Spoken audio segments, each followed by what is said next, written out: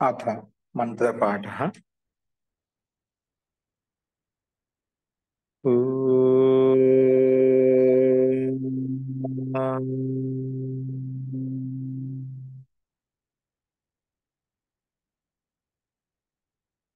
सहनाववतु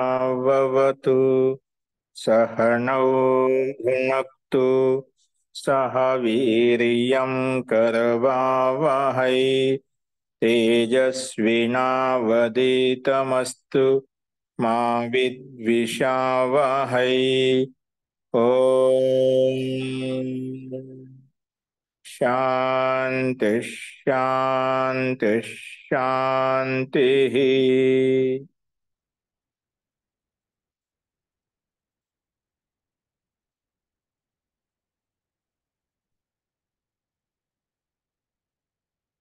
సర్వేభ్యో నమః.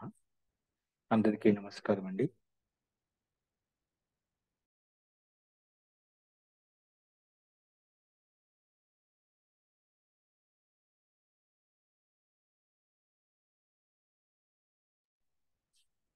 మనము చాందోగ్యోపనిషత్తులో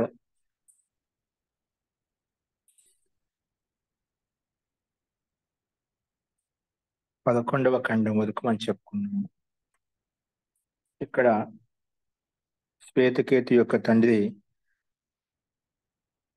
ఈ సత్తా సూక్ష్మ రూపంలో ఉన్న తత్వం ఏదైతే ఉందో, సూక్ష్మంగా ఉన్నటువంటి తత్వం ఏదైతే ఉందో, సూక్ష్మంగా ఉన్న సత్వరూపం ఏదైతే ఉందో అదే ఆత్మ. నీలో ఉన్నటువంటి తత్వం కూడా అదే ఆత్మస్వరూపము, ప్రకాశ స్వరూపము. నీలో కూడా ఉన్నటువంటి ఆత్మ అయితే ఉందో పరమాత్మ సత్తాకి సమానంగా తత్వంతో యుక్తమైనది, సత్తాతో యుక్తమైనది. అది నువ్వు తెలుసుకోవని చెప్పి భిన్న భిన్న ప్రకారాలుగా ఆ కథాంశాన్ని చెప్పుకుంటూ వస్తున్నారు. ఆయన నాకు ఈ విషయాన్ని మళ్ళీ చెప్పు అని చెప్పి ఆ శ్వేతకేతు అడగడం ద్వారా తండ్రి భిన్న భిన్న ఉదాహరణ మాధ్యంతో ప్రస్తావిస్తున్నారు. నిన్న చెప్పుకున్న వాటిల్లో మనము మధు మక్కి అంటే తేనెటీగలు ఏవైతే ఉన్నాయో, తేనెటీగలు భిన్న భిన్న మొక్కల నుంచి పుష్పాల యొక్క రసాలను తీసుకొచ్చి ఒకే రసయుక్తంగా చేస్తాయి, ఒకే మాధుర్యంగా తయారు చేస్తాయి. కానీ ఒకే రసయుక్తమైనప్పుడు ఆ మాధుర్యం భిన్న భిన్న రూపంలో ఉన్నంత వరకు దాని యొక్క సుగంధం ఉంటుంది. కానీ ఎప్పుడైతే ఆ తేనె పట్టు తేనె తెట్టలోకి వచ్చినప్పుడు అది ఒకే రసయుక్తంగా మారిపోయినప్పుడు, ఒకే మధుగా ఒకే తేనెగా మారిపోయినప్పుడు తన స్వరూపాన్ని వదిలివేస్తాయి. కానీ ప్రాణి జగత్తు అలా ఆ సత్తా నుంచి వచ్చినప్పుడు కూడా మళ్ళీ ఆ సత్తలో భిన్న భిన్న ఆ పరమాత్మలో కలిసిపోయినప్పుడు కూడా చనిపోయిన తర్వాత పరమాత్మ రూపం అయిపోతాం అనమాట. ఇలా ఉండగానే మనం సుషుప్తి మోక్షసు బ్రహ్మరూప్త అంటాం కదా, అటువంటి స్థితిలో కూడా మనం ఆ పరమాత్మ యొక్క సత్యం తెలుసుకుంటూ ఉంటాడు. అంటే పరమాత్మలో లీనమైనప్పుడు పరమాత్మ యొక్క అనుభూతి, పరమాత్మ యొక్క తత్వం ఎలా ఉంటుంది వింటూ ఉంటాం. అలాగా ఆ విషయం తెలిసినప్పటికి కూడా మనం ఆ సత్తా అనే పరమ సత్తాతో యుక్తమైనటువంటి ఆత్మస్వరూపము అని చెప్పి తెలిసి కూడా మనము మనలో ఉన్నటువంటి సంస్కారాలను ఏవైతే ఉన్నాయో మనం వదిలిపెట్టలేకుండా ఉన్నాము. ఆ సత్తలో కలిసిపోయినప్పుడు కూడా మనం మన ఐశ్వర్య అంటే చనిపోయినప్పుడు ఆ పరమాత్మ లీనమై ఉంటామంట. అంటే అక్కడ ఆ పరమాత్మ యొక్క వ్యవస్థ, పరమాత్మ ద్వారా సృష్టించబడిన బ్రహ్మాండంలోనే లీనమై ఉంటున్నాం. అంటే పరమాత్మలో లీనమై ఉంటున్నామంట. ఉన్నప్పటికీ కూడా మనము మన స్వరూపాన్ని వదలటం లేదు కాబట్టి వేడు బకరియా అంటే మనం పులి, సింహం, పశు పక్షులు, క్రిమి కీటకాల రూపంలో మళ్ళీ అదే రూపంలో ఉన్నాం. ఎక్కడ పోయినామో అదే రూపంతో అదే ఆలోచనలతో ఉన్నాం కాబట్టి మళ్ళీ అదే జన్మ తీసుకొని వస్తున్నాం. ఇంకా ఎక్కువ క్రూరంగా ఎక్కువ పాపకర్మలు చేసినట్లయితే పశు పక్షి క్రిమి కీటకాలకు వెళ్తున్నాం. లేదంటే ఏ కామనాతో యుక్తమై ఉన్నామో ఆ పరమాత్మలో లీనమై ఉన్నప్పుడు కూడా మనము ఆ మనలో ఉండే కామనను వదిలిపెట్టడం లేదు, మనలో ఉండే సంస్కారాలను వదిలిపెట్టడం లేదు. అందుకే మళ్ళీ జన్మ తీసుకొని మళ్ళీ భూమి మీదకి వస్తున్నాము. అంటే ఆ తేనెటీగలు మకరాన్ని తీసుకొచ్చి ఆ తేనె పట్టులు అంటే ఆ సత్తలో కలిసిపేసినప్పుడు అవి తన స్వరూపాన్ని వదిలివేసాయో, అలాగా మనం కూడా మన సంస్కారం ఆ పరమాత్మలో లీనమైనప్పుడు మనం వదిలివేస్తే గిన మనకు మళ్ళీ జన్మ అంటూ ఉండదు. మళ్ళీ మన స్వరూపాన్ని మర్చిపోతాము. అలా వదలడం లేదు. కాబట్టి నువ్వు ఆ సూక్ష్మమైన తత్వం ఏదైతే ఉందో అదే పరమాత్మ తత్వం అని చెప్పుకో. నీలో ఉండే ఆత్మతత్వం కూడా అది పరమాత్మ తత్వమే, అది సత్స్వరూపము. నీ స్థూల శరీరము సత్స్వరూపం కాదు, తత్వస్వరూపం కాదు అని చెప్పి ఈ రకంగా మనకు తేనెటీగల్లో ఉండేటువంటి విషయాన్ని తీసుకొని ప్రస్తావించారు. అలాగే కాకుండా ఇంకా మొక్క విషయం, చెట్ల విషయంలో చూసినట్లయితే అంటే నదుల విషయంలో ముందుగా రెండో ఉదాహరణ ఏ రకంగా ప్రస్తావించాలంటే, ఏ విధంగా అయితే పూర్వ దిశలోన ప్రవహించే నదులు ఏవైతే ఉన్నాయో, పశ్చిమ దిశలో ప్రవహించే నదులు ఏవైతే ఉన్నాయో, ఇవన్నీ కలిసి అన్ని సముద్రంలో ఏకీభావం అయిపోతాయన్నమాట. అంటే ఏ దిశ నుంచి ఆ నీళ్లు వచ్చినా, వర్షపు నీరు వచ్చినా అవన్నీ కూడా సముద్రంలో కలిసిపోతాయి. అవి కానీ ఈ సముద్రంలో కలిసిపోయిన నీళ్ళు ఎక్కడి నుంచి ఉత్పన్నమయ్యాయి? వాస్తవంగా చూసినట్లయితే ఆ సముద్రం నుంచే, ఆ సముద్రంలో ఉన్నటువంటి నీటి శాతాన్నే సూర్య దేవత ద్వారా అవి శోషించబడి అవి మేఘ రూపంలో తయారైపోయి అవి మళ్ళీ అంతటా నాలుగు వైపులా నాలుగు దిశల్లో అవి వర్ష రూపంలో మళ్ళా కిందికి వస్తున్నాయి అన్నమాట. అంటే ఎక్కడి నుంచి ఏ సత్తా నుంచి ఉత్పన్నమయ్యో మళ్ళీ అదే సత్తాలో కలిసిపోతున్నాయి. అలా కూడా అక్కడే కలిసిపోతున్నాయి అన్నమాట. అలాగా ఈ ప్రాణి జగత్తు కూడా ఏ ఆత్మతత్వం నుంచి ఉత్పన్నమయ్యాయో అదే ఆత్మతత్వం కలిసిపోయినప్పుడు మళ్ళా తన స్వరూపాన్ని మటుకు వదలటం లేదు. ఏ విధంగా బిండి బిండి నదుల నుంచి వచ్చినటువంటి నీరంతా కూడా ఆ సముద్రంలో కలిసిపోయినప్పుడు సముద్రం నీరు ఏదైతే ఉప్పుగా ఉంటుందో అలాగే ఉంటే తన స్వరూపాన్ని గంగా నది, యమునా నది, కృష్ణ నది నుంచి వచ్చాయని చెప్పి తన స్వరూపం మనకు గుర్తుండదో, అలాగే మనం కూడా పరమాత్మలో లీనమైనప్పుడు, పరమాత్మలో కలిసినప్పుడు మనం మన స్వరూపాన్ని వదిలేసినట్లయితే మనం మళ్ళీ జన్మ అంటూ ఉండదు. అలా వదలటం లేదు కాబట్టి మళ్ళీ జన్మ తీసుకుంటున్నాము. కాబట్టి ఈ సూక్ష్మ తత్వాన్ని నువ్వు తెలుసుకో, సూక్ష్మ రూపంగా ఉన్న తత్వాన్ని సత్తను అర్థం చేసుకుని దాన్ని ఉపాసించు. కాబట్టి నీలో ఉండే ఆత్మ ఏదైతే ఉందో సూక్ష్మ రూపమైన ఆత్మ అది తత్వము. స్థూలంగా ఉండే శరీరం తత్వం కాదు. అది నువ్వు, అందుకే తత్వం అసి, నువ్వు తత్వస్వరూపుడివి, నువ్వే ఆత్మస్వరూపుడివి, నీలో ఉండే ఆత్మతత్వాన్ని నువ్వు తెలుసుకో అని చెప్పి ఈ రకంగా శ్వేతకేతు యొక్క తండ్రి ఆదని ఈ రకంగా ప్రస్తావించాడు. ఇది ఒకటి. అంటే బిండి బిండి నదుల నుంచి వచ్చిన నీళ్లు సముద్రం కలిసిపోయి తన స్వరూపాన్ని మర్చిపోయో అలా కూడా మనం మర్చిపోవాలి. అలా మర్చిపోవడం లేదు. అందుకే మళ్ళీ జన్మ తీసుకున్న పశు, పక్షి, క్రిమి, కీటకాల రూపంలో, మనిషి రూపంలో, దేవతల రూపంలో మనం జన్మ తీసుకుంటున్నాము. అలా వదిలివేయాలనేది ఈ రకంగా ప్రస్తావిస్తున్నమాట. ఇది ఒక బిందు ప్రస్తావించబడింది. అలాగే వృక్షంలో కూడా ఒక మహాన్ వృక్షం ఏదైతే ఉందో ఆ మహాన్ వృక్షం ఎందు మొట్టమొదటిగా మొదల్లో ప్రహారం చేసినప్పుడు మొదట్లో ప్రహారం చేసినప్పుడు వాటిలో చెట్లో నీటి శాతం అయితే ఉందో రసం అంతా ప్రవహిస్తూ ఉంటుంది కొట్టినప్పుడు. అలాగే మధ్య భాగంలో ప్రహారం చేసినప్పుడు అక్కడ దాని యొక్క రసం ప్రవహిస్తుంది. కొన భాగంలో చివరి భాగంలో ప్రహారం చేసినప్పుడు దాని యొక్క రసం ప్రవహిస్తూ ఉంటుంది అన్నమాట. ఎందుకంటే పృథివీగతం నుంచి పృథ్వీలో ఉండే నీటి శాతాన్ని అన్ని ఆస్వాదించుకుంటుంది కాబట్టి దాంట్లో ప్రాణశక్తి పూర్ణంగా ఉంది. అంటే ఒకసారి మొదట్లో, మధ్యలో, చివరిన ప్రహారం చేసినప్పుడు కూడా ఆ జీవం చనిపోలేదు అనమాట. ఆ జీవం అలాగే ఉంది, అక్కడే ఉంది. కానీ ప్రహారం చేసినా అక్కడ కొన భాగంలో అక్కడ రసం, దాంట్లో ఉండే నీటి శాతం మనం ప్రవహిస్తుంది, నీరు కింద పోతుంది అనమాట. అంతేగాని జీవం అక్కడే ఉంది. ఆ పృథ్వీతత్వం నుంచి ఆ రసపాలని పూర్తిగా ఆస్వాదిస్తుంది కాబట్టి ఆ చెట్టు ఆకుపచ్చగా అలాగే పుష్పాలతో, పండ్లతో అలాగే ఉందన్నమాట.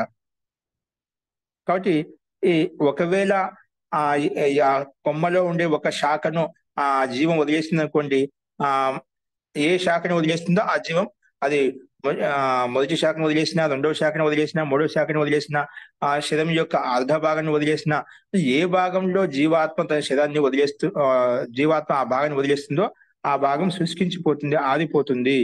అలాగే మనుష్య శరీరం కూడా అలాగే శరీరంలో ఉన్నంత వరకు జీవాత్మ చైతన్యవంతంగా ఉంటుంది. ఎప్పుడైతే ఆ జీవాత్మ శరీరం యొక్క అంశాన్ని మనం వదిలేసినప్పుడు ఏమవుతుందంటే, మన శరీరం నుండి అంశాన్ని వదిలేసిన అది మూర్ఛావస్థలో పడి ఉంటుంది. మనం చూస్తూ ఉంటాం శరీరంలో ఒక భాగం పూర్తిగా పశ్చాత్తాపం వచ్చినప్పుడు మనం ఏదో అంటుంటాం కదా, అవన్నీ ఒక అర్ధ భాగం పంచేదనమాట. అంటే అక్కడ ఆత్మీయ అంశాలు తని గ్రహించడం లేదన్నమాట. ఆత్మ ఎంత భాగంలో అయితే ఉంటుందో, అంటే ఆత్మ సంపూర్ణంగా వ్యాపించి ఉంటుంది. వ్యాపించి ఉన్నప్పటికీ కూడా దాని యొక్క వ్యాపకత్వం అనేది ఆ అవయవాల్లో వరకు వెళ్ళలేదు. ఆ అవయవాన్ని వదిలేసినప్పుడు ఏమవుతుంది, అది ఇప్పుడు మన ఏదో ఏమంటాం, పశ్చవాయు వచ్చినప్పుడు అంటాం కదా, శరీరం అంతా లక్వ మారిపోయింది అంటాం. అంటే మొత్తం శరీరం అంతా పనిచేయదు. అది పక్షవాతం వచ్చినప్పుడు ఆ శరీరం అంతా కూడా అలాగే నిష్క్రియంగా ఉంటుంది, సక్రియంగా ఉండదు అనమాట. అంటే రక్తనాళాలు ఏవైతే ఉన్నాయో, రక్త సరఫరా ఏవైతే ఉన్నాయో అవన్నీ అక్కడ అలాగే ఉండిపోతున్నాం. అంటే ఆ అధభాగాన్ని ఏ భాగం అయితే మనకి అలా చేయబడిందో, ఒకరికి కాళ్ళలో వస్తుంది, ఒక చేతిలోకి వస్తుంది, ఒకరికి ముఖంలో వస్తుంది, అంటే ఆయా ఏ ఏ భాగంలో ఆ జీవాత్మ తన అంశాలను శోషించుకుందో, అది శోషించుకుంటుందో, సూక్ష్మీకరణ చేసుకుంటుందో ఆ భాగం అక్కడ దాన్ని వదిలేస్తుంది కాబట్టి ఆ శరీరం పనిచేయడం లేదన్నమాట. అలాగా ఇక్కడ కూడా మనం వృక్షంలో చూసాము. అందుకే అక్కడ మనకు ఉంటూ అక్కడ ఆ రకంగా పనిచేస్తుందంటే ఆ సూక్ష్మరూపమైన తత్వం ఏదైతే ఉందో అదే ఆత్మతత్వం, అదే సత్తా రూపము. కాబట్టి ఆ సత్తా నుంచి ఇదంతా బ్రహ్మాండం కావచ్చు, పిండం కావచ్చు, దాని నుంచి ఉత్పన్నమైంది, దాని నుంచే సక్రియంగా ఉంటుంది. ఆ సత్ ఆ సూక్ష్మ తత్వాన్ని, సూక్ష్మ రూపమైనటువంటి సత్తా రూపాన్ని తెలుసుకో. అందుకే తత్వమసి, నీలో ఉండే ఆత్మ కూడా అది ఆ ఆత్మతత్వమే. ఆత్మతత్వం తెలుసుకున్నట్లయితే ఆ పరమాత్మ తత్వం, అందులో ఉన్నటువంటి తత్వాన్ని కూడా తెలుసుకోవచ్చు అని చెప్పి ఈ రకంగా ఈ విషయాన్ని శ్వేతకేతు యొక్క తండ్రి భిన్న భిన్న రకాలుగా ప్రస్తావించారు. చూడటానికి విషయం మనకు ఏదో సామాన్యంగా అంటుండగా సూక్ష్మతత్వం ఎలా సూక్ష్మమైందని మొదటి నుంచి చెప్పుకున్నాం.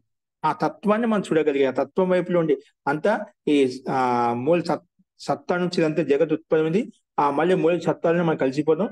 ఆ మూల తత్వం ఏం ఉత్పన్నమైన ఏ పదార్థాలు మనకు కనిపించినా కూడా అవన్నీ కూడా ఆ పరమాత్మమయమే. ఇవన్నీ కూడా పరమాత్మ సత్తతో యుక్తమై ఉన్నాయి అని భావంతో మనం ఓతప్రోతమై మనం ఆలోచించినట్లయితే ఆ పరమాత్మ యొక్క స్వరూపం మనకు అవగతమవుతుంది. అందుకే ఈ రకమైన స్థితిని ఉపనిషత్తు చదువుకున్న తర్వాత, శంకర భాష చదివిన తర్వాత చాలా మందిలో తత్వం ఎందుకు అంతా పరమాత్మమయ, ఈ బ్రహ్మాండంలో ఉన్న పిండంలో ఉన్న పదార్థాలు ఏవైతే ఉన్నాయో అని ఆ పరమాత్మ శక్తి ద్వారా ఇవన్నీ పనిచేస్తున్నాయి కాబట్టి అంత పరమాత్మ. అందుకే జగత్ మిథ్య, ఆ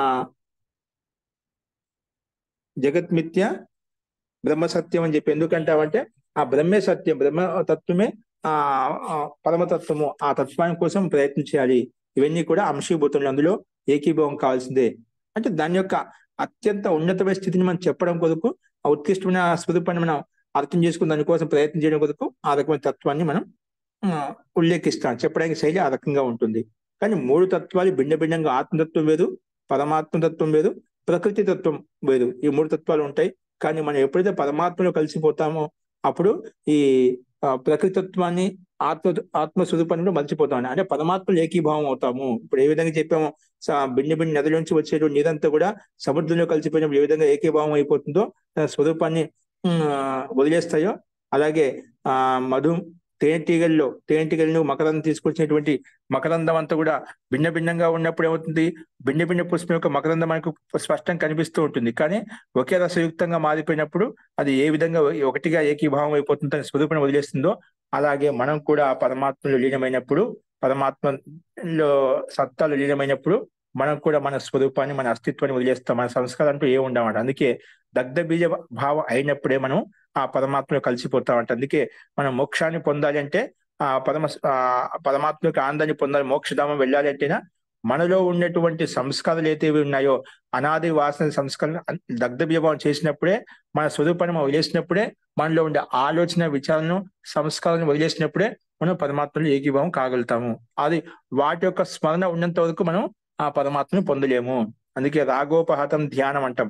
రాగం ఉన్నంత వరకు ఏదైనా ఒక విషయం మీద నీకు, అది విషయం అంటే ఏదైనా కావచ్చు, రాగం వస్తువు పట్ల, వ్యక్తి పట్ల, పదార్థం పట్ల, సంసారం పట్ల, పౌత్రుల పట్ల, ఐశ్వర్యం పట్ల, శరీరం పట్ల, ఒక్కొరికి ఒక బలం మీద, ఒక గుణం మీద ఆకాంక్ష ఉంటుంది, కోరిక ఉంటుంది, రాగం ఉంటుంది, మోహం ఉంటుంది అన్నమాట. అది మనం వదిలేసేంత వరకు, మనకు రాగం ఉపహతమైనంత వరకు మనం ధ్యానం చేసుకోలేము, ఆ పరమాత్మను పొందలేము. అందుకే ఈ రకమైన తత్వాన్ని ఆ రకం భిన్న భిన్న ప్రకారంగా శ్వేతకేతు యొక్క తండ్రి ప్రస్తావిస్తూ వస్తున్నారు. కాబట్టి మనం సూక్ష్మంగా గమనించినట్లయితే ఇక్కడే సూక్ష్మంలో మోక్షం అన్నట్టుగా మనకు సూక్ష్మంగా ఆలోచించినట్లయితే మనకు ఆ తత్వాన్ని కూడా మనం అనుభూతిని పొందవచ్చు. అస్తు. ఈ రకంగా 12వ ఖండం వరకు మనం చెప్పుకున్నాము. అదే విషయాన్ని ఇంకా కొంచెం ముందు తీసుకెళ్తూ ఈ 12వ ఖండం చెప్పబడుతుంది. చూడండి, ఇక్కడ వటవృక్షం తీసుకొని ప్రస్తావిస్తున్నారు. అదొట్టు చూడండి.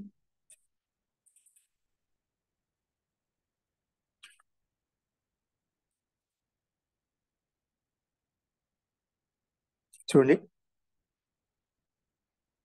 న్యగ్రోధ ఫలం ఆహరేత్ అత ఆహరేత్ ఇదం భగవ ఇతి భిందీతి భిందీతి భిన్నం భగవ ఇతి కిమత్ర పశ్యసి కిమత్ర కిమత్ర కిమత్ర పశ్యసి ఇది అన్వ్యః. అన్వ్యః అంటే అణువులు అనమాట.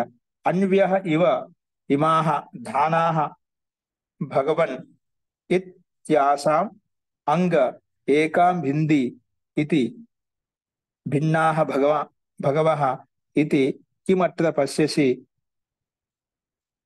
న కించన భగవః ఇది. న్యగ్రోధ ఫలం ఆహరేత్ ఇదం భగవ ఇతి భింది భింది ఇతి భిన్నం భగవ ఇతి కిమత్ర పశ్యసి ఇది అన్వ్యః ఇవ ఇమాః ధానాః భగవన్ ఇతి ఆసాం ఏకైకం ఆసాం అంగాం ఏకాం భింది ఇతి. ఆసాం అంటే ఈ అంగాల్లోంచి దాన్ని మళ్ళీ పగలగొట్టు చూడు అని చెప్తాడు. భిన్నాం భగవ ఇతి కిమత్ర పశ్యసి ఇది నా కించిన భగవ ఇది. అంటే ఇక్కడ ఏమంటున్నా అంటే న్యగ్రోధం వంటికి తాత్పర్యము వటవృక్షం అట. వటవృక్షం ఏదైతే ఉందో న్యగ్రోధస్య ఫలం, అంటే వటవృక్షం యొక్క ఫలం ఏదైతే ఉందో అది ఆహార అంటే తీసుకునిరా. న్యగ్రోధస్య ఫలం అత ఆహార ఇక్కడ తీసుకునిరా. ఇదం భగవ ఇది తీసుకొచ్చి ఏ పితాశ్రీ తీసుకో, ఇదే తీసుకొచ్చా అని చెప్తాను. భింది ఇతి దాన్ని పగలగొట్టు. భింది ఇతి దాన్ని పగలగొట్టు. భిన్నం భగవ అయితే పగలగొట్టానని చెప్తాడు అనమాట. కిమత్ర పశ్యసి ఏం కనిపిస్తుంది అని మళ్ళీ అడుగుతాడు. కిమత్ర పశ్యసి ఏం చూస్తున్నావు ఇక్కడ? ఇది అనవ్యః. అనవ్యః అంటే అణువులు కనిపిస్తున్నాయి, చిన్న చిన్న సూక్ష్మ గింజలు కనిపిస్తున్నాయని చెప్తామట. ఇవే ఇమాః ధానాః భగవన్ ఇది. అది ఇక్కడ చిన్న చిన్న ధాన్యపు గింజలు కనిపిస్తున్నాయి, చిన్న చిన్న విత్తనాలు కనిపిస్తున్నాయి అని చెప్పి ఆ రకంగా సమానం చెప్తాడు. ఇది ఆసాం ఇందులోంచి ఈ అంగాల్లోంచి ఏకాం భింది ఇది ఒక్కొక్క బీజం తీసుకుని పగలగొట్టు. ఈ బీజాల్లోంచి ఒక్కొక్క బీజాన్ని తీసుకొని పగలగొట్టు చూడు అని చెప్పి ఈ రకంగా తండ్రి శ్వేతకు సంకేతిస్తాడు. ఆసాం అంగ అంటే శ్వేతకేతు ఏకాం భింది ఒక్కొక్క దాన్ని పగలగొట్టు. అప్పుడు తండ్రి యొక్క ఆజ్ఞానుసారంగా భిన్నాః భగవన్ తో అది పగలగొట్టే అని చెప్పి చెప్తాడు అన్నమాట. ఈ మట్ల పశ్యసి ఏం కనిపిస్తుంది అడగానే నాకు కించిన భగవన్ ఏమి కనిపించడం లేదు నాకు అంటున్నాడు. అంటే ఆ విత్తనం మనం వటవృక్ష ఫలాన్ని పగలగొట్టినప్పుడు ఏం కనిపించాయి? అందులో విత్తనాలు, చిన్న చిన్న విత్తనాలు కనిపించాయట. ఆ విత్తనాన్ని కూడా వేరు చేసి ఒక్కొక్క దాన్ని పగలగొట్టి చూడమని చెప్తే ఆ విత్తనంలో పగలగొట్టిన ఉంటుంది, ఏముండదు, ఏం కనిపించదు, ఏం లేదని చెప్తారన్నమాట. దాంట్లో కిమత్ర పశ్యసి నా కించిన భగవాన్ ఇది ఏమి కనిపించండి నాకు, అక్కడ ఏమి లేదు, అక్కడ ఏమి లేదని చెప్పి సమానం చెప్తాను. నా కించిన భగవాన్ ఇది ఏమి కనిపించడం లేదు అంటే దానికి సమాధానం మళ్ళీ తండ్రి ఏమంటున్నా అంటే కింద చూడండి. తం హ ఉవాచ తండ్రి అంటున్నాడు శ్వేతకేతుతోటి. తం హ ఉవాచ యం వై సౌమ్య ఏతం అనిమానం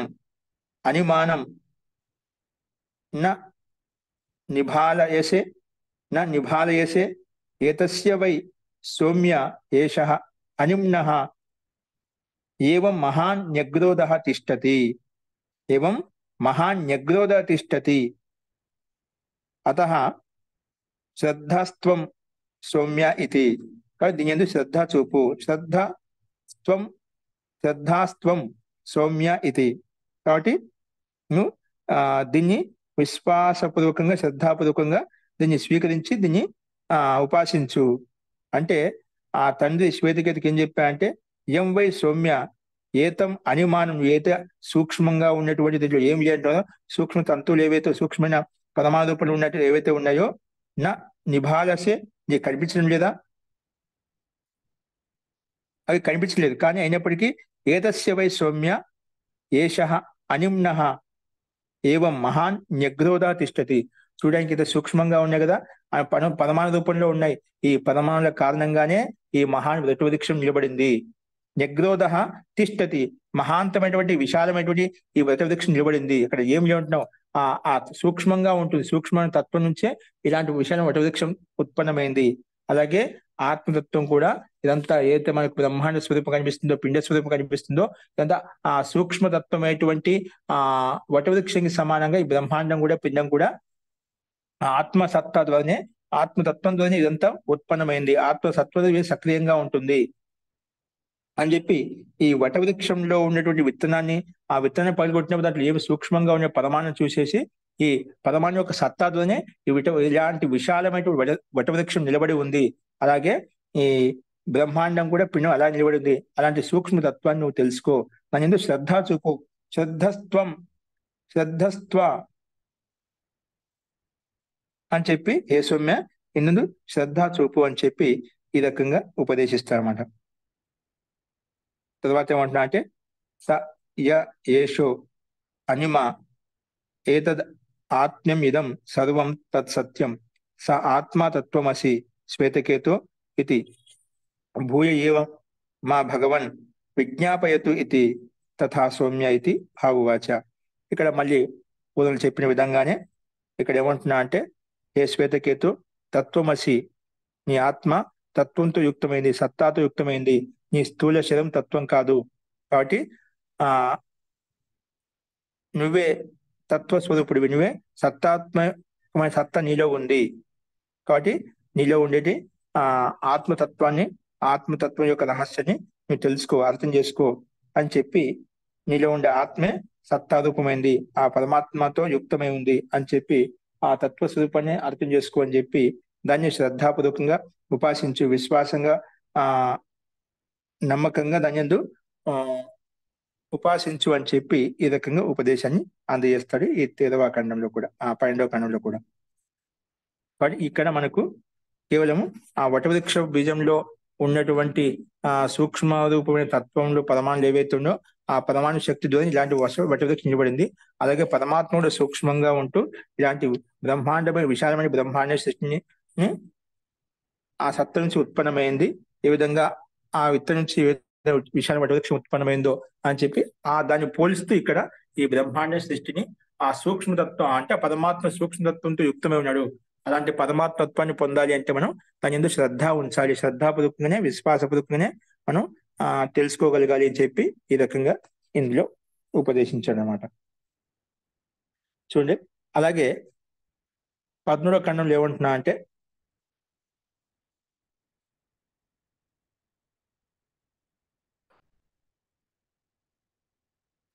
లవణం ఏతద్ ఉదకం,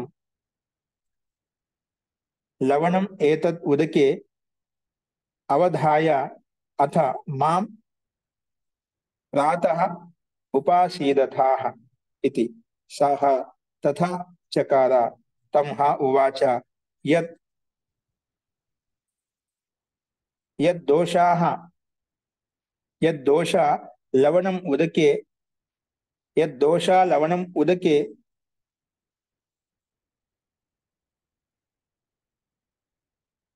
అవాధాః అంగ తద్ ఆహర తద్ హి అవమృశ్య తదిహి అవమృశ్య న వివేద తద్ అవమృశ్య తద్వా అవమృశ్య న వివేద.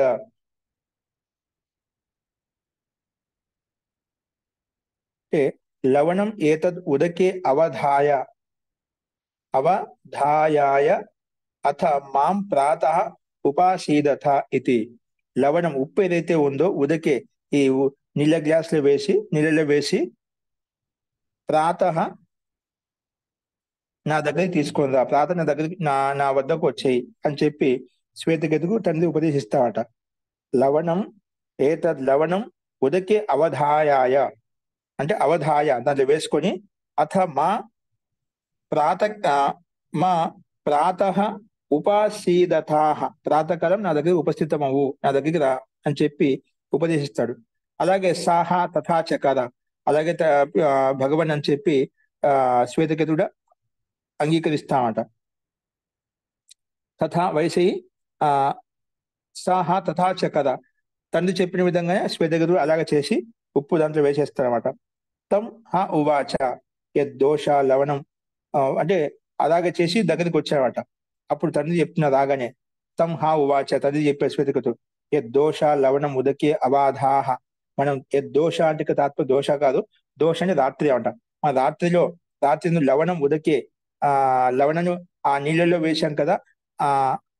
హే ప్రియ, హే అంగ అంటే శ్వేతకేతు సంబోధించిన హే అంగ అంటే హే శ్వేతకేతు తద్ ఆహార ఇది అది తీసుకొని రా.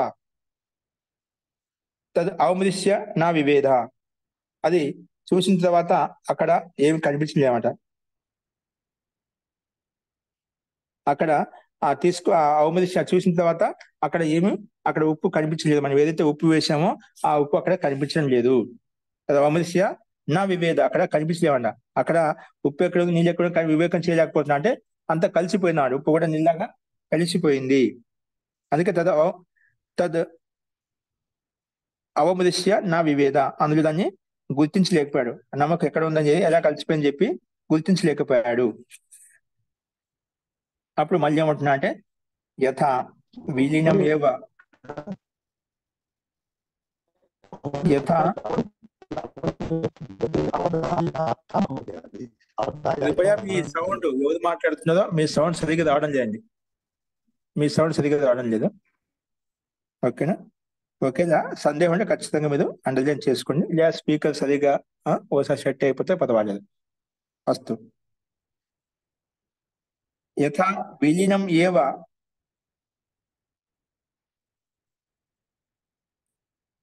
ఇక్కడ మన తద్ అవమృశ్య నా వివేద దాన్ని ఆ ఆ జలాన్ని బాగా చూసినప్పుడు కూడా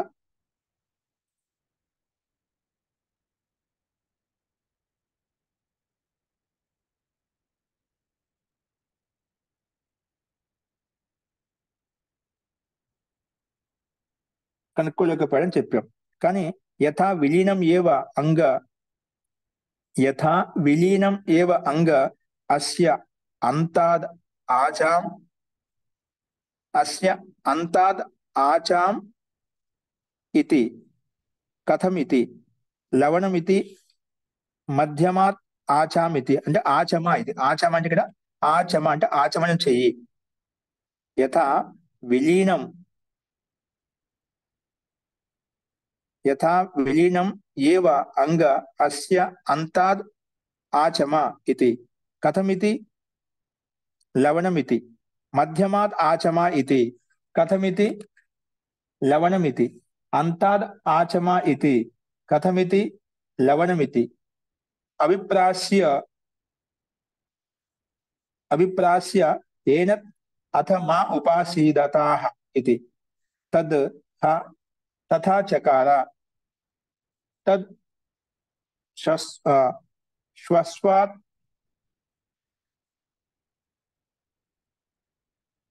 తద్ శశ్వత్ సంవర్తతే తం ఉవాచ అత్ర వా కిల సద్ సౌమ్య న నిభాలయసే అంటే చూడటం లేదు. అత్ర ఏవ కిల ఇతి అత్ర ఏవ కిల ఇతి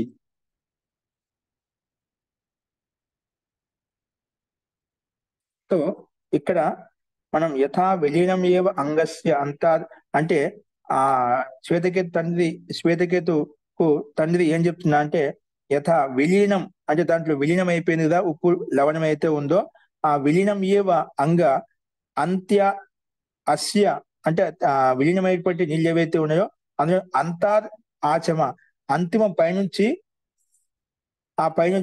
ఆచమనం చేసి అంటే ఆచమన పూర్వకం తీసుకో, నీళ్ళు తీసుకో అంటే ఎలా ఉన్నాయో చెప్పు. ఆచమనం చేసి అంటే నీళ్ళు తాగి ఎలా ఉన్నాయో చెప్పు.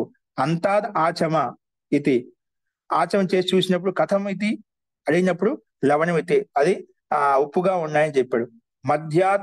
మధ్యలో తీసుకొని ఆచమ ఇది మధ్య నుంచి ఆ నీళ్ళు తీసుకొని అంటే నీళ్ళలో కదిగిపోయిన ఉప్పు అయితే ఉందో ఆ నీళ్ళు తీసుకుని పైనుంచి ఆచమనం చేశాడు, ఉప్పుగా ఉందని చెప్పాడు.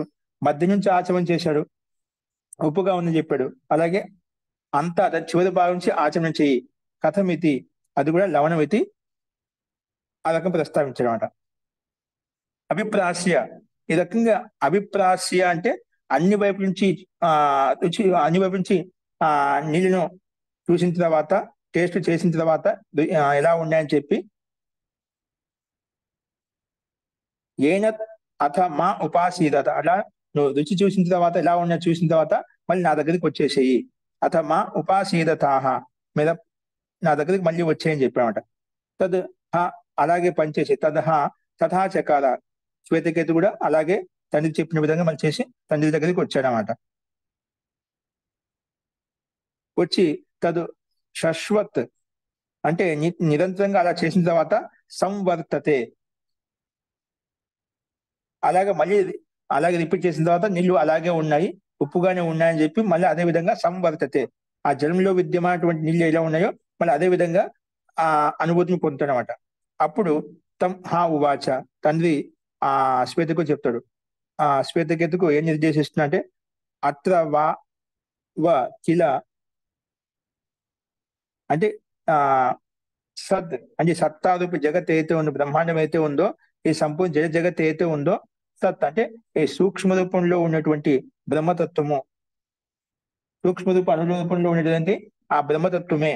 అందుకే హే సౌమ్య నా నిబాలయసి, అందుకే నీ కూడా ఈ సృష్టి ఉత్పన్నమైంది ఆ మూల తత్వం నుంచి. మీకు ఏ విధంగా అయితే ఇప్పుడు అక్కడ కలిసిపోయిందో అలాగే ఈ బ్రహ్మాండం అంతా పరమాత్మతో ఓతప్రోతమైంది, పరమాత్మ కలిసిపోయింది, అక్కడి నుంచి ఉత్పన్నమైంది. ఆ ఉప్పుడు ఎక్కడి నుంచి ఉత్పన్నమైంది? ఆ ఉప్పుడు సముద్రం నుంచి నీటి నుంచి ఉత్పన్నమైంది, మళ్ళీ అందులో విలీనం అయిపోయింది. అలాగే ఈ బ్రహ్మాండం అంతా, ఈ పిండం అంతా కూడా ఆ పరమాత్మ యొక్క సత్తా ద్వారా పరమాత్మ యొక్క శక్తి నుంచి ఉత్పన్నమైంది.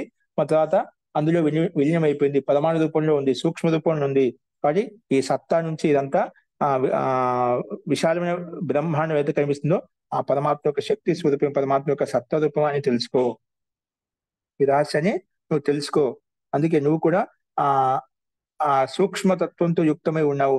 స్థూల జగత్ ఏదైతే కనిపిస్తుందో ఈ శరీరం కూడా స్థూల జగత్తు, స్థూల స్వరూపము, ఇదంతా కూడా ఆ పరమాత్మ యొక్క సత్తా నుంచి ఉత్పన్నమైంది. ఇదే సత్యము. కాబట్టి అదే సత్తాతో యుక్తమై ఉంది. అందుకే హే శ్వేతకేతు, తత్వమసి, నువ్వే ఆత్మతత్వానివి, నీలో ఉండే తత్వమే ఆత్మతత్వము. ఆ తత్వంతోనే పరమాత్మ యొక్క తత్వాన్ని తెలుసుకోగలుగుతావు అని చెప్పి ఈ రకంగా ఆ విషయాన్ని ఉపదేశించాడు ఆదుని మహర్షి శ్వేతకేతుకు. కాబట్టి అంటే ఆ నీళ్ళని చూపిస్తూ కలిసిపోయి ఉండే నీళ్లు నువ్వు మధ్యలో చూసినా, అంత్యంలో చూసినా, చివరిని చూసినా ఆ నీళ్ళ యొక్క రంగు ఎలా ఉంది? ఒకే విధంగా ఉంది, ఉప్పుగానే ఉన్నాయి. అంటే ఆ అంశాలను వేరేగా భిన్నం కనిపించలేదు, అంటే అందులో ఓతప్రోతం అయిపోయింది. అలాగే ఆత్మతత్వంతో మనమంతా బ్రహ్మాండంతో ఓతప్రోతమై ఉంది, పరమాత్మమయం అయిపోయింది. అంటే ఈ జగత్ అంతా బ్రహ్మాండంతో పరమాత్మము. కాబట్టి మనం ఆ సూక్ష్మతత్వంతో యుక్తమైన పరమాత్మ యొక్క సత్తాన్ని మనం తెలుసుకోవాలి. ఈ బ్రహ్మాండం, పిండం మన ఏదైతే క్రియాకలాపాలు భూమి నడుస్తున్నాయో పరమాత్మ యొక్క శక్తిలో నడుస్తున్నాయి, పరమాత్మ కణకణంలో వ్యాపించి ఉన్నాడు అనే భావంతో మనం శ్రద్ధాపూర్వకంగా ఉపాసన చేసినట్లయితే ఆ మనలో ఉన్నటువంటి మన అంతటా వ్యాపించి ఉన్నది ఆ తత్వాన్ని మనం తెలుసుకోగలుగుతాం. అంటే మన శరీరంలో, మన పిండంలో, బ్రహ్మాండంలో ఎక్కడ చూసినా, అందుకే చాలా మంది ఎందుకంటే అంటే ఇటువంటి విషయాలు తెలుసుకొని మనం ఎక్కడ చూసినా అక్కడ మనం పూజించడం మొదలు పెడుతూ ఉంటామంట. కానీ మనం భావనాత్మకంగా మనం చూసినట్లయితే మనసుకి ఆ వివేకం కలుగుతుందన్నమాట. అప్పుడు మనం ఎక్కడ శ్రద్ధ వహించాలో అక్కడ చూస్తూ మనం ఆచరిస్తూ మనం ఉపాసన చేసినట్లయితే ఆ పరమాత్మ యొక్క సత్తా స్వరూపాన్ని మనం తెలుసుకోగలుగుతాం. ఆ ప్రకృతి యొక్క మూల స్వరూపాన్ని, ప్రకృతి యొక్క యథా స్వరూపాన్ని తెలుసుకొని మనం ఏ రకంగా ఉపాసించాలనో ఆ ఉపాసన చేయగలుగుతాము అనే విషయాన్ని మనం ఇక్కడ ఈ ఉపదేశం ద్వారా మనం అర్థం చేసుకోవచ్చు. ఆ రకంగా శ్వేతకేతుకు సంబోధించాడు, ఉపదేశించాడు అనమాట. అస్తు. ఇన్ని చెప్పిన తర్వాత హే శ్వేతకేతు ఏమంటున్నా అంటే, హే భగవన్ భూయ ఏవ మా భగవన్ విజ్ఞాపయతు ఇది తథా సౌమ్య ఇది ఉవాచ. అయినప్పటికీ కూడా మళ్ళీ ఇదంతా కూడా ఎలా ఉందంటే ఆ సత్యం చెప్పింది, సూక్ష్మంగా తత్వంతో యుక్తమైంది, అనిమారూపంగా ఉంది. ఈ స్థూల జగత్ అంతా కూడా ఆ పరమాత్మ యొక్క శరీరమే, ఈ పిండం కూడా పరమాత్మ యొక్క శరీరమే, సత్యమే. అయినప్పటికీ కూడా ఆ సూక్ష్మ తత్వంతో యుక్తమైనటువంటి తత్వాన్ని నాకు మళ్ళీ ఉపదేశించు అని చెప్పి మళ్ళీ ప్రస్తావిస్తాడు ఆ శ్వేతకేతు. దానికి సమాధానంగా చూడండి, మళ్ళీ చెప్తారు ఏంటో. అందుకే అంతిమంలో ఇక్కడ మూడో మంత్రం కూడా అంటే ఇది కామన్ గా వస్తుంది అంటే మూడో మంత్రం ప్రతి ఖండానికి. స య ఏషో అనిమ ఏతద్ ఆత్మ్యమిదం సర్వం తత్ సత్యం స ఆత్మ తత్వమసి శ్వేతకేతో ఇది. ఇక్కడ మళ్ళీ భూయ ఏవ మా భగవాన్ విజ్ఞాపయతు ఇది తథా సౌమ్య ఇది ఉవాచ. అలాగే అని చెప్పి మళ్ళీ ప్రస్తావిస్తాను అన్నమాట. అప్పుడు ఇక్కడ చూడు ఎక్కడ ప్రస్తావిస్తున్నా అంటే 14వ ఖండంలో ఈ 14 ఖండంలో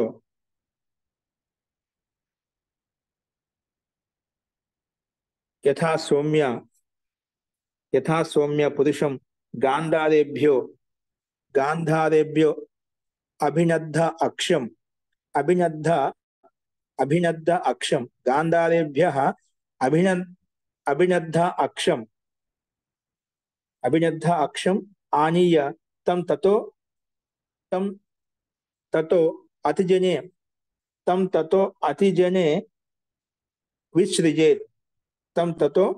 అతిజనే విసృజేత్ సా యథా తత్ర ప్రాంగ్ వా ఉదంగ్ వా అధరాంగ్ వా ప్రత్యంగ్ వా ఈత అభినద్ధాక్షః ఆనీతః అభినద్ధాక్షః విసృష్టః. ఇక్కడ అభినద్ధాక్ష అంటే కళ్ళు అనమాట, అంటే బంధించినటువంటి కళ్ళు. అంటే ఇక్కడ ఏమంటున్నా అంటే హే సౌమ్య శ్వేతకేతుకు మన భిన్నంగా ప్రస్తావన అంటే ఏదైనా గాంధారేభ్య యథా ఎలాగంటే హే సౌమ్య పురుషుని ఏదైనా ఒక పురుషుని గాంధారేభ్యో అభినద్ధ అక్షం ఆనీయ అంటే గాంధార దేశం నుంచి ఒక వ్యక్తిని ఒక పురుషుణ్ణి కళ్ళకు గంతులు కట్టేసి కళ్ళకు బట్ట కట్టేసి తీసుకొచ్చి ఎక్కడ వదిలేయాలంట? గాంధారేభ్యో అభినద్ధ అంటే బంధించి ఏంటివి అక్షాలు కళ్ళు ఆనీయ ఆ వ్యక్తిని తీసుకొని తమ్ అతి జనే ఎక్కడైతే ఎవరు లేనటువంటి నిర్జన స్థానాలు అతి జనే అంటే తత్వం ఎవరు లేని నిర్జన స్థానాలు అంటే అడవిలో విసృజేత్ అక్కడ వదిలేసేయి. సా యథా ఎలాగైతే తత్ర ప్రాంగువా ఉదంగువా అతరాంగువా ప్రత్యంగువా అంటే అది పూర్వ దిశలైనా పశ్చిమ దిశలైనా ఉత్తర దిశలైనా అలాగే దక్షిణ దిశలో ఏదో ఒక దిశలో అన్ని దిశల నుంచి గట్టిగా కేకలేసి అరుస్తూ ఉంటాడు అన్నమాట. అన్ని దిశలో ప్రద్మాయిత అంటే అన్ని వైపు నుంచి గట్టిగా అరుస్తున్నామాట. ఎందుకంటే నిర్జనవనంలో అన్ని వదిలేసాయన్నమాట, అంటే ఏం తెలియటం లేదు. అందుకే ప్రద్మాయిత అంటే గట్టిగా అరుస్తున్నామాట. ఎప్పుడు కలుస్తాడు? అభినద్ధ అక్షః ఆనీతః అభినద్ధాక్ష విశిష్టః అంటే అంత ఏదో వస్తా అనే ఉద్దేశంతో అరుస్తూ ఉంటాడు. ఇంకోటి ఏంటంటే అది ఎవరైతే తీసుకొచ్చి వదిలేస్తానో అలా గట్టిగా అరుస్తుంటాడు. తర్వాత అంతకు అరుస్తూ ఉంటాడు, గట్టిగా చెప్తూ ఉంటాడు. ఆ కళ్ళ గంతులు కట్టిన వాళ్ళు మళ్ళీ తీసి ఈ దిశలో గాంధార దేశం ఉంది, ఈ దిశ వైపు వెళ్ళు అని చెప్పి అలాగ సంబోధించేందుకు గట్టిగా అరుస్తూ ఉంటాడు అనమాట. అందుకే ఆనీతః అభినద్ధ ఆక్ష నన్ను బంధించి తీసుకొచ్చారు కాబట్టి అది మళ్ళీ అభినద్ధాక్ష బంధించినట్టు కళ్ళు విసృష్ట అంటే వదిలేంత మనం గంతలు కట్టినటువంటి స్థితిని ఆయన వదిలేసేంత వరకు అంటే కట్లు ఇప్పేంత వరకు ఆ బట్ట ఇప్పేంత వరకు అలాగే అరుస్తూ ఉంటాడు అని చెప్పి ఇక్కడ ఈ అంశంలో చెప్పబడింది. తర్వాత తస్య యథా అభినిహనం ప్రముచ్య ప్రభూయాత్ ఏతాం దిశాం గాంధార ఏతాం దిశం ప్రజా ఇది అంటే ఆ వ్యక్తికి తస్య యథా అభినహనం ప్రముచ్య ప్రభ్రూయాత్ ఏతాం దిశం గాంధారాః ఏతాం దిశం వ్రజ ఇది సా గ్రామాత్ పృచ్చన్ పండితో మేధావి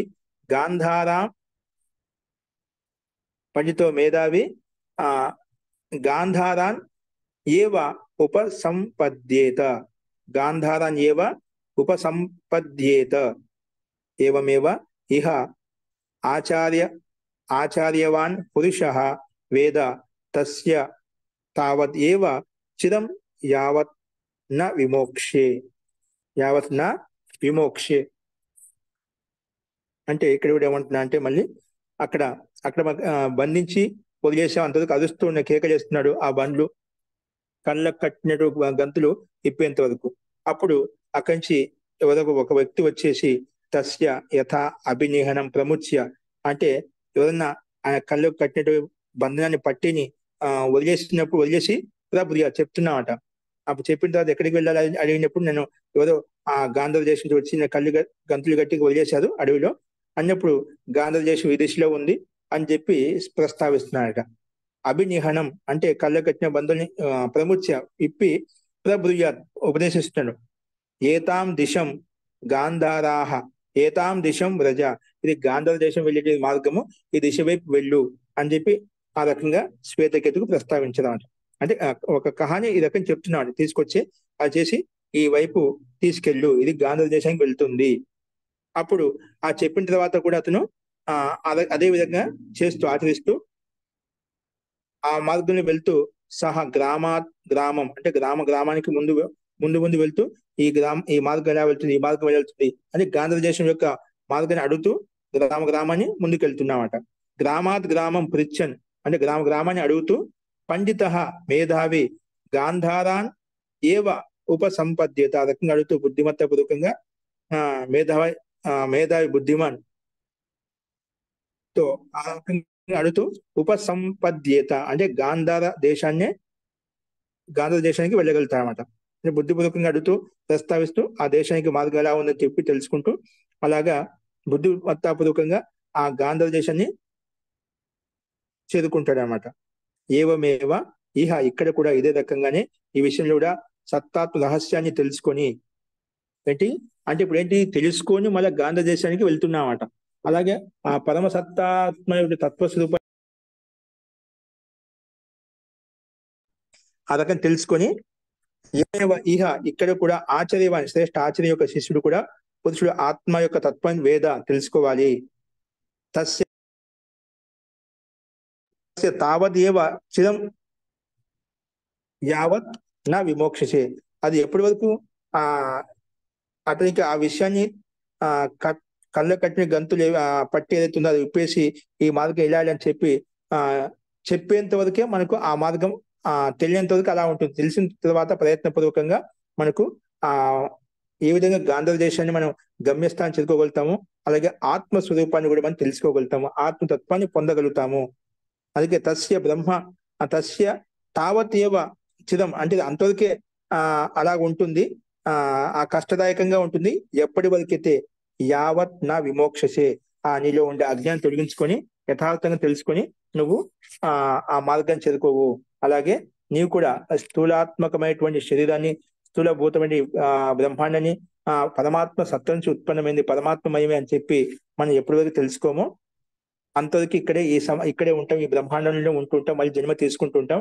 ఎప్పుడైతే ఈ బ్రహ్మాండం యొక్క సత్తాను, బ్రహ్మాండం యొక్క రహస్యాన్ని ఆ పరమాత్మ తత్వం నుంచి, సత్తా రూపం నుంచి, తత్వం నుంచి ఉత్పన్నమై తెలుసుకుంటామో ఆ మూల తత్వాన్ని తెలుసుకోవడం కొరకు ప్రయత్నం చేస్తాము. అది ఎప్పటి వరకు ఉంటుంది అంటే అది మనకు బంధనం, అవిద్య తొలగినంత వరకు ఈ బంధనం ఉంటుంది, బ్రహ్మాండం ఉంటుంది, పిండం ఉంటుంది. ఎప్పుడైతే తెలుసుకుంటామో మనము ఆ సూక్ష్మ తత్వంతో అంతటా వ్యాపించి ఉన్న పిండంలో బ్రహ్మాండం వ్యాపించి ఆ సూక్ష్మ స్వరూపాన్ని మనం తెలుసుకోగలుగుతాము అనే అంశాన్ని మనం గుర్తించినట్లయితే ఆ పరమాత్మ పట్ల శ్రద్ధ భక్తి పూర్వకంగా మనం ఆచరిస్తూ, ధ్యానిస్తూ, స్తుతిస్తూ మనం ఆ పరమాత్మ యొక్క ఆనంద స్వరూపాన్ని పొందవచ్చు అని చెప్పి ఆ భావంతో ఇక్కడ ప్రస్తావించారు. అందుకే అదే విధంగానే ఇక్కడ మూడో మంత్రంలో కూడా మనకు ఏషో అనిమ ఏతద్ ఆత్మ్యమిదం సర్వం సత్ సత్యం స ఆత్మ తత్వమసి హే శ్వేతకేతు ఇది. శ్వేతకేతుకి ఈ రకంగా స ఆత్మ తత్వమసి, ఆత్మే తత్వ స్వరూపము, తత్వంతో యుక్తమైంది. నీ స్థూల శరీరం ఆత్మ కాదు, నీలో ఉండే సూక్ష్మ తత్వమే ఆత్మతత్వము. కాబట్టి అలాంటి ఆత్మతత్వంతో యుక్తమైన పరమాత్మత్వాన్ని నువ్వు తెలుసుకో. అంతటా ఆ పరమాత్మ నుంచి, సత్తా నుంచి అంతా బ్రహ్మాండము సృష్టి ఉత్పన్నమైంది. ఆ పరమాత్మనే పోతపోతమవుతున్న పరమాత్మ గతిశీలంగా ఉంది, ఆ తత్వాన్ని తెలుసుకో అని చెప్పి ఈ రకంగా శ్వేతకేతుకు సంబోధిస్తాడు. అయినప్పటికీ కూడా భూయ ఏవ మా భగవాన్ విజ్ఞాపయతు ఇది తథా సౌమ్య ఇది హోవాచ. అతను కూడా మళ్ళీ సరే అలాగే నేను చెప్తానని చెప్పి మళ్ళీ ప్రారంభిస్తానమాట. భిన్న రూపంగా ఇంకొక ఖండాన్ని ప్రస్తావిస్తున్నారు. చూడండి ఇక్కడ ఏమంటున్నా అంటే 16వ ఖండం చూడండి.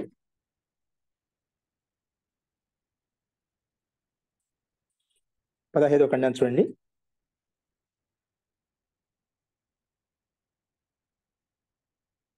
పురుషం సౌమ్య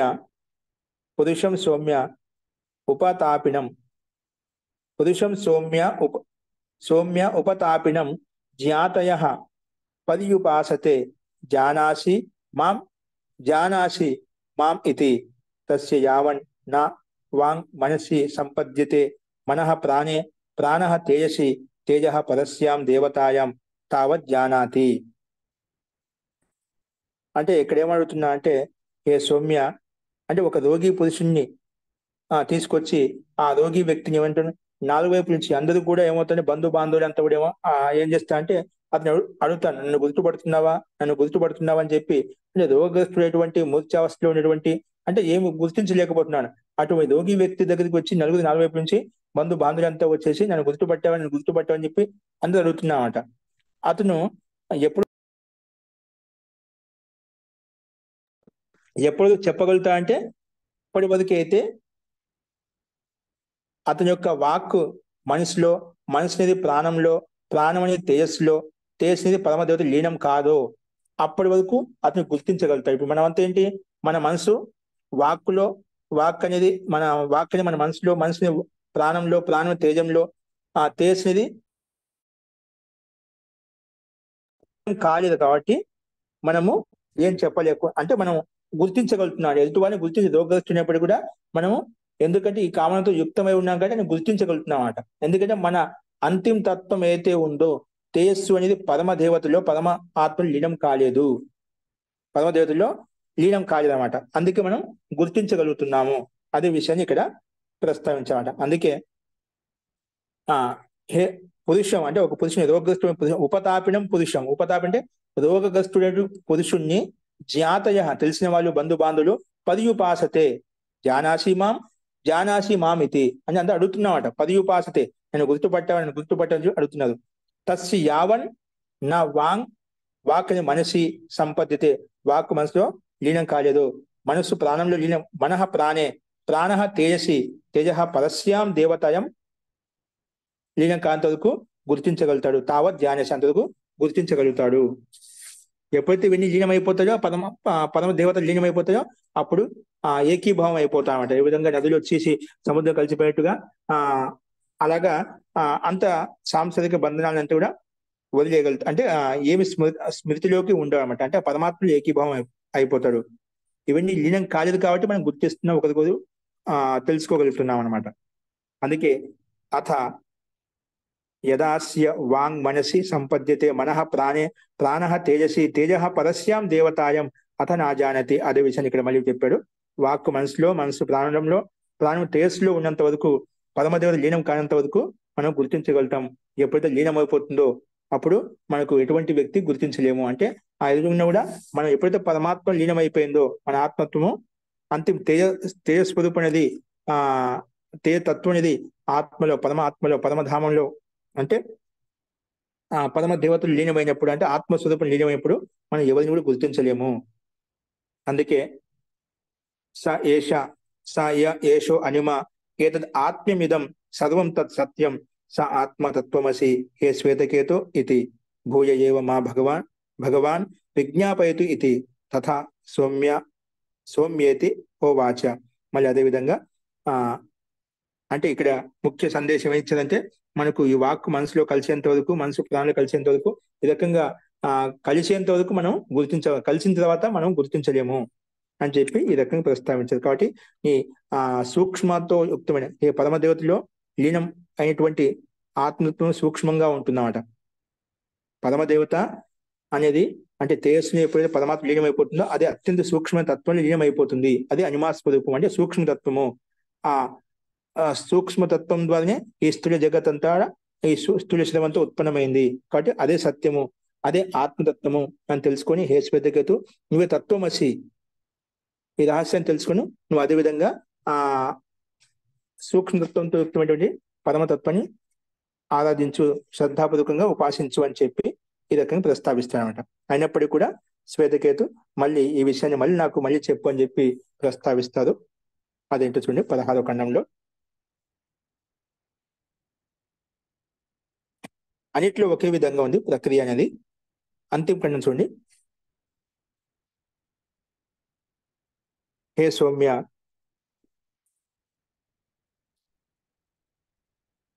పురుషం సౌమ్య ఉత హస్తగృహీతం ఆనయంతి అపాహర్షిత్ హస్తగృహీతం ఆనయంతి అపాహార్షిత్ స్థేయం అకార్షిత్ పరుషుం అస్మై తపత ఇతి స యది తస్య కర్త భవతి యది తస్య కర్త భవతి తతః ఏవ అనృతం ఆత్మానం కురుతే ఆత్మానం కురుతే సహ అనృతాభి సంధయః సహ అనృతాభిసంధయః అనృతేన ఆత్మానం అంతర్ అంతర్ధాయ పరుషుం తప్తం ప్రతిగృహ్ణాతి సహ దహ్యతే అత హన్యతే అత సహ దహ్యతే అత హన్యతే అని చెప్పి ఇక్కడ మనం ఈ విషయాన్ని ప్రస్తావించబడింది. అంటే ఇక్కడ కూడా ఒక పురుషుణ్ణి మనం పట్టుకొచ్చి ఒక పురుషుని తీసుకొచ్చి ఏదైనా ఒక వ్యక్తిని తీసుకొచ్చి అతని మీద ఒక నింద వేశానమాట. ఒక వ్యక్తిని తీసుకొచ్చి నింద వేశాం. నింద వేసినప్పుడు ఏమంటే నువ్వు దొంగతనం చేశావని చెప్పామట. అప్పుడు దొంగతనం చేశాం కాబట్టి ఆ వ్యక్తికి ఒక రాజ్య వ్యవస్థ ప్రకారంగా ఒక దండ వ్యవస్థ ఇచ్చామట. మంచి మంచి కులహాడే చాకు కత్తితోటి దాన్ని బాగా వేడి చేసి అది అతనికి తగిలిస్తామన్నమాట. కాబట్టి పరుసు అంటే బాగా గొడ్డలి లాంటి కత్తి లాంటిది బాగా గొడ్డలి, పరుసు అంటే గొడ్డలి, దాన్ని బాగా వేడి చేసి అతనికి పెడుతుందన్నమాట. దొంగతనం చేశాడు కాబట్టి. ఒకవేళ నిజంగా దొంగతనం చేసింటైనా ఆ ముఖమే చెప్పేస్తుందన్నమాట. ఆ భయానికి ఆ వేడుతున్న బాగా మండుతున్న ఆ ఇనుప ఆ గొడ్డలి ఏదైతే ఉందో మనకి అది మనకు తగిలిస్తుంది కాబట్టి మనకు అది వాతలాగా పెడుతుంది కాబట్టి ఆ భయానికి ఆ ముఖమే ఆ భయంతో వణికిపోయి ఆ నిజాన్ని చెప్పేస్తానమాట. అది ఎవరైతే దొంగతనం చేయలేదు నింద వేసినప్పటికీ కూడా ఆ నిర్భయంగా ఉండి తటస్థంగా సత్యమే చెప్తానమాట. ఆ విషయాన్ని ఇక్కడ ఈ రకంగా ప్రస్తావించబడినమాట. అంటే అతని యొక్క ముఖంలో ఎటువంటి భయం అనేది కనిపించదు. అంటే అతను అసత్యాన్ని ఆరాధన చేసుకున్నప్పటికీ కూడా సత్యం చెప్పాలని చూసినా అది దాగకుండా వ్యక్తం, అది ముఖమండలం ఆభమండలం అది అభివ్యక్తం చేస్తుంది, దాన్ని దాచుకోలేదన్నమాట. అదే ఎవరి మనసులో అయితే ఆ రకమైనటువంటి భావన నేను చోరీ దొంగతనం చేయలేదో అతని యొక్క ముఖమండలము అనేది స్థిరంగా స్థిమితంగా ఉంటుంది. అది చూసినప్పుడు ఆ విషయం చెప్పినప్పుడు కూడా అది ఎటువంటి మార్పు రాదు. అతను యథార్థంగానే ఉంటాడు, సత్యాన్ని బోధిస్తాడు అనే విషయాన్ని ఇక్కడ అందుకే చూడండి ఒకసారి. పురుషం హే సౌమ్య ఉత హస్తగృహీతం అంటే చేతిలో పట్టుకున్నటువంటి వ్యక్తి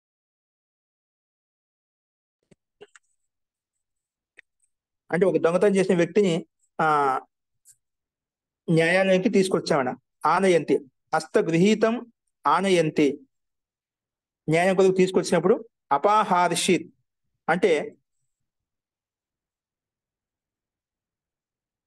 అపహార్షిత్ అంటే అపహరణం చేయడం అన్నమాట. అంటే అడగకుండా ఏదైనా కానీ చేయడం అన్నమాట. దొంగతనం కాబట్టి అపహరించామట. అపహార్షిత్ స్థేయం ఆకర్షిత్ అలా చేశానుకోండి అటువంటి వ్యక్తికి పరుషుం అస్మై తపత ఇతి అంటే బాగా మండుతున్న పరుషును అతనికి తగిలిస్తుంది అనమాట. ఇప్పుడు ఆ సమయంలో సహా యది తస్య కర్త భవతి ఒకే నిజంగా దొంగతనం చేసి ఉంటే దానికి కర్త అయి ఉంటే గన తతః ఏవ అనృతం ఆత్మానం కుదితే అప్పుడు ఆ ఆ దొంగతనం చేశాడు కాబట్టి అతను ఆ అబద్ధాన్ని అబద్ధ ఆత్మ అంటే ఆత్మస్వరూపాన్ని ఆవరణంగా పెట్టుకొని చెప్పడానికి ప్రయత్నం చేస్తాం. అంటే ఉన్నట్టుగా చెప్పడానికి ప్రయత్నం చేస్తాం. అంటే ఆత్మస్వరూపం ఏదైతే ఉందో అతన్ని అభివ్యక్తం చేస్తున్నాడు. నిజంగా దొంగతనం చేస్తుంటే ఆత్మ యొక్క ముఖమండలంలో ఆ స్వరూపంలో భయభీతంగా కనిపిస్తుంది కాబట్టి ఆ నిజాన్ని ఒప్పేసుకుంటాడు అన్నమాట. కానీ అదేవిధంగా సహా అనృతాభి సంధః ఒకవేళ అసత్యాన్ని సహా తీసుకొని కూడా ఆత్మానం అంతర్ధాయ పరుషుం తప్తం ప్రతిగృహ్ణాతి దహ్యతే అథ హన్యతే. నిజంగా అంటే ఇక్కడ ఏం చెప్తున్నా అంటే నిజంగా ఒకవేళ దొంగతనం చేసే వ్యక్తి ఆ రకం తప్పుగా చెప్పేదాన్ని పై చెప్పినప్పుడు కూడా అది కాల్చినటువంటి పరుషు ఏదైతే ఉందో అది అతని కాల్చి వేస్తుంది దొంగతనం చేసి ఉంటుంది. ఒకవేళ కాల్చకుంటే నిజంగా నువ్వు దొంగతనం చేయనట్టుగా. అప్పట్లో అలా చెప్పేవాళ్ళం అంట. ప్రాచీన కాలం మనం వింటూ ఉంటామంట. నిజంగా ఏదో మంత్ర బియ్యం అని చెప్పి ఇలాగే నిజంగా నువ్వు తప్పు చేసి ఉంటేనా నీకు మేము కాల్సినటువంటి ఏదైతే ఉందో ఇనుము లోహ ఏదైతే ఉందో నిన్ను కాలుస్తుంది. నిజంగా నువ్వు తప్పు చేయకుంటే ఇది ఏం నీకు కాలదు. ఇలాంటి ప్రయోగాలు అక్కడక్కడ ఇప్పుడు కూడా వింటుంటా అనమాట. అలాగే నీకు నిజంగా ఈ మన పర్సును వేడి చేసి మీకు పెడుతున్నాం కదా, నేను నీకు కాల్చదు. నువ్వు అసత్యాన్ని ఆదరణ చేసుకొని చెప్పినప్పటికి కూడా నిజంగా నువ్వు అసత్యం అయితే నిన్ను కాల్చింది, అసత్యం కాకపోతే నీకు ఏం కాదు అంటే అది కాల్చదు అని చెప్పి ఈ రకంగా ఈ విషయాన్ని ప్రస్తావించారన్నమాట. ఎందుకు కర్త కాదు కాబట్టి, కర్త అయితే ఖచ్చితంగా అది అతని దోషయుక్తంగా నిరూపిస్తుంది, లేకపోతేనా అది అసత్యయుక్తంగా ఉంటుంది. అందుకే అథ యది తస్య కర్త భవతి తదేవ సత్యం ఆత్మానం కురుతే స సత్యాభిసంధః సత్యేన ఆత్మన అంతర్ధాయ పరశుం తప్తం ప్రతిగృహ్ణాతి సన్ దహ్యతే అత ముచ్యతే అని చెప్పి ఈ రకం చెప్పుకున్నాం. అది అంతిమంలో కూడా సా యథా తత్ర న దాహ్యేత్ ఏతద్ ఆత్మ్యం ఇదం సర్వం తత్ సత్యం స ఆత్మ తత్వమసి హే శ్వేతకేతో ఇతి తద్ తద్ అస్య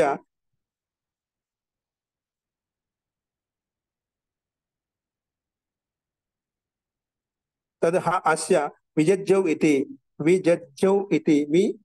జజ్ఞం అంటే ఈ విషయం ఈ రకంగా నేను తెలుసుకున్నాను. లాస్ట్ విని చెప్పిన తర్వాత ఈ విషయాన్ని శ్వేతకేతు అనుకున్నా అంటే ఈ సూక్ష్మ ఈ సత్యం యొక్క సహాయం తీసుకొని ఎవరైతే నిజాన్ని చెప్పారో అక్కడ ఆ పరశు అనేది ఉష్ణం పరశు కూడా అతన్ని కాల్చలేదు. అబద్ధాన్ని సహాయం తీసుకునే వ్యక్తి ఎవరైతే ఉన్నదో దాన్ని స్వీకరించలేదో అతని ఆ వ్యక్తిని ఇది కాల్ చేస్తుందని చెప్పి అతను సంకేతించిన తర్వాత పరితప్తం చేసిందని చెప్పిన తర్వాత అందుకే ఈ సూక్ష్మీభూతకరంతో సూక్ష్మంగా ఉండే తత్వం అయితే ఉందో అదే ఆత్మతత్వము, ఆత్మరూపము, అదే సత్యము. దాన్ని ఆ సత్తాత్మ తత్వంలోని ఈ బ్రహ్మాండం అంతా నడుస్తుంది, పిండం నడుస్తుంది. ఆ తత్వాన్ని తెలుసుకొని ఉపాసించు అని చెప్పి శ్వేతకేతుకు ఈ రకంగా ఉపదేశించి ఆ విషయాన్ని ప్రస్తావిస్తారన్నమాట. కాబట్టి ఇన్ని రకాలుగా అన్ని చెప్పిన తర్వాత అక్కడ కూడా మనకు ఏదైతే తెలుస్తుందో లోపల మనం ఏం చేశాడు ఏం చేయలేనిది అతని యొక్క నిందాత్మకం అని ప్రస్తావించాం. ఆ నింద ఏదైతే ఉందో అది సూక్ష్మంగా అనిపించలేమాట. నిజంగా సత్యం అయితేనా అది మనకు ఏమి చేయదు. నిజంగా సత్యం కాకుండా అది పరితప్తం చేస్తుంది, అది కాలుస్తుంది, అతన్ని బాధపడుతుంది, ఇబ్బంది కలిగిస్తుంది, అంటే కర్మబంధంలోకి తీసుకొస్తుంది, సంసారం వైపు మళ్ళా తీసుకొస్తుంది అనే విషయాన్ని సూక్ష్మీకరమైనటువంటి తత్వాన్ని కూడా ఈ రకంగా ఆరుని మహర్షి శ్వేతకేతుకు ఈ రకంగా ఉపదేశించారన్నమాట. కాబట్టి ఈ రకంగా జిస్ ప్రకార్ उस परीक्षा के समय नहीं जलता उसी प्रकार विद्वान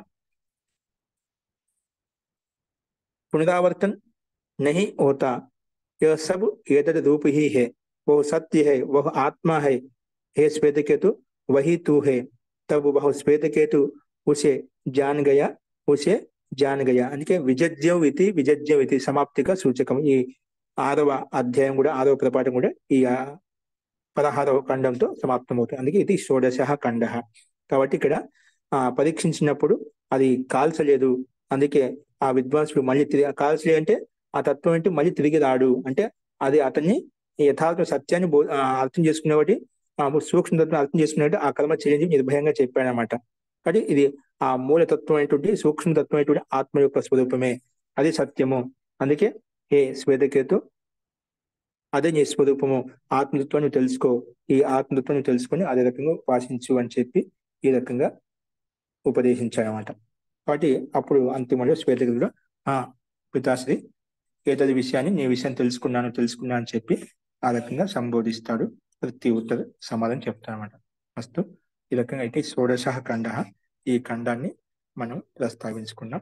కాబట్టి అంతతో గొప్ప రకరకాలుగా చెప్పిన ఉదాహరణ ద్వారా మనకు మూలతత్వం ఏంటి, సంసారంలో ఏ ఉన్నా ఏ పదార్థాలు ఉన్నా కూడా అన్ని ఆ పరమాత్మ ద్వారా ఉత్పన్నమైన పదార్థాలే. అవన్నీ కూడా సూక్ష్మంగా ఉన్న తత్వం ద్వారా మనకి ఇవన్నీ పనిచేస్తున్నాయి. కాబట్టి మనం ఆ సత్తాత్మక శక్తిని మనం గమనిస్తూ అంతటా ఓతప్రోతమైన తత్వాన్ని మనం తెలుసుకొని మనం కర్మ చేసినట్లయితే మనము సత్య మార్గాలు, ధర్మ మార్గాలు, న్యాయ మార్గంలో ఉంటూ మనం ఆ కర్మలు చేయగలుగుతాం. అంటే ప్రతి పదార్థంలోనూ ప్రతి పిండంలోని ప్రతి ద్రవ్యంలోనూ, అంటే ప్రతి కణంలో కూడా ఆ పరమాత్మ యొక్క శక్తి వ్యాపిస్తుంది. పరమాత్మ తత్వం అక్కడ వ్యాపించి ఉంది. అలాగ వ్యాపించింది పరమాత్మ, సర్వవ్యాపకుడు, సర్వంతర్యామి, అంతటా వ్యాపించి ఉన్నాడు, గతిశీలంగా అందరినీ ప్రేరేపిస్తున్నాడని తెలుసుకున్నట్లయితే మనం ఎటువంటి కర్మలు దోషయుక్త కర్మలు ఎప్పుడు చేయమంట, అంటే ఏ కర్మ ఎలా చేయాలో ఆ కర్మలు చేసుకుంటూ మనం ఆత్మతత్వాన్ని, ఆ సూక్ష్మతత్వంతో యుక్తమైనటువంటి పరమాత్మ యొక్క వ్యవస్థను మనం చూడగలిగి ఆ పరమ ఆనంద స్వరూపాన్ని యొక్క ఆనందాన్ని పొందగలుగుతామనే తత్వాన్ని మనం ఇక్కడ తెలియస్తుంది. వాటి రకమైన ప్రయత్నం చేయాలని చెప్పి మనకు ఈ ఖండంలో చెప్పుకున్నాం. 6వ అధ్యాయం 6వ పదపాఠకం కూడా ఈ రకంగా మనకు ఉపదేశించింది అనమాట.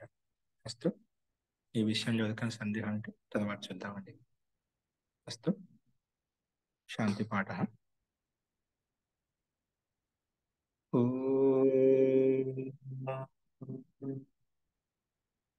సర్వే భవంతు సుఖినః, సర్వే సంతు నిరామయాః, సర్వే భద్రాణి పశ్యంతు, మా కశ్చిత్ దుఃఖభాగ్ భవేత్.